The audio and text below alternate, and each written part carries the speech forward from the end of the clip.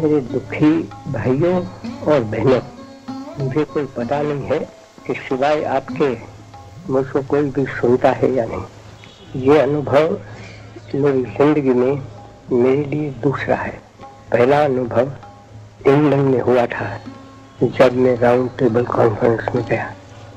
मुझको पता ही नहीं था कि मुझको इस तरह से कुछ बोलना है।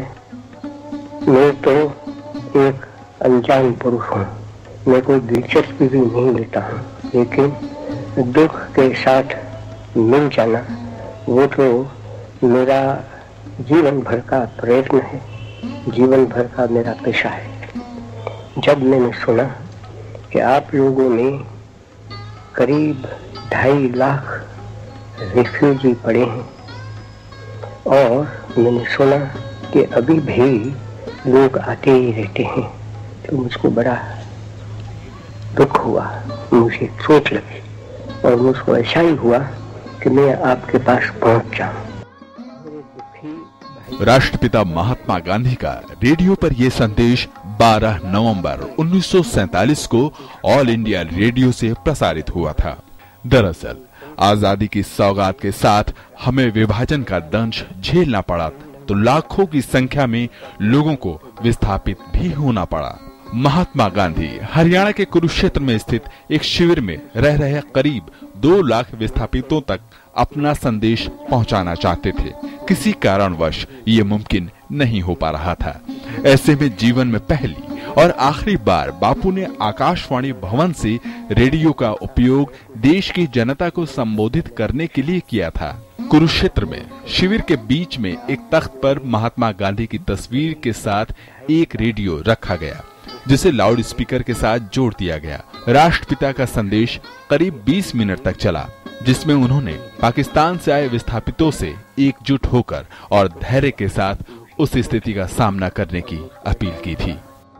बापू के संदेश ने काफी हद तक गहरे घाव झेल रहे शरणार्थियों के लिए मरहम का काम किया था। इस तरह गांधी जी ने पहली बार प्रसारण की तकनीक को सीधे समाज के सुख दुख से जोड़ दिया था। नई दिल्ली में आकाशवाणी के प्रसारण भवन में महात्मा गांधी के एकमात्र दौरे की स्मृति में यह दिन हर साल 12 नवंबर को लोक सेवा प्रसारण दिवस के रूप में मनाया जाता है। लोक सेवा प्रसारण का मकसद भी कहीं न कहीं व्यापारिक हितों की बजाय आम लोगों के हितों को बढ़ावा देना है, यानी सूचना, शिक्षा और मनोरंजन देते हुए भी लक्ष्य है राष्ट्रहित या लोगों की जिंदगी में सकारात्मक बदलाव लाना। खबरिया और मनोरंजन चैनल भले ही आपाधापी और टीआरपी की लड़ाई में लगे हों, लेकिन प्रसार भारती ने ऑल इंडिया रेडियो और दूरदर्शन के माध्यम से हमेशा इस जिम्मेदारी को निभाने और समाज में सकारात्मक बदलाव लाने की कोशिश की है। चाहे राष्ट्रपति या फिर प्रधानमंत्री के राष्ट्र के नाम पर होने वाले संदेशों को पहुंचाने की बात हो, या फिर समाज के सबसे कमजोर तबके की आवाज को ताकत देने का मामला हो। शायद यही वजह है कि प्रधानमंत्री नरेंद्र मोदी ने भी देश के आम लोगों के साथ रेडियो के जरिए सीधे संवाद के लिए आकाशवाणी पर मन की बात की। स्वामी विवेकानंद जी यही कहते हैं। प्रधानमंत्री की इस अनूठी पहल का मतलब ये है कि देश में आकाशवाणी जैसी लोक सेवा प्रसारक का जादू आज भी बरकरार है। इतना सामर्थ्य है, हमें अपने आप को पहचानने की जरूरत है। पीएम के मन की बात समाज में अपने सकारात्मक असर छोड़ रही है, तो उनके प्रेरणादायी संदेशों का असर भी दिखने लगा है। Bureau report, DD news. तो विजयी होंगे, सफल होंगे और हमारा राष्ट्र भी विजयी होगा, सफल होगा।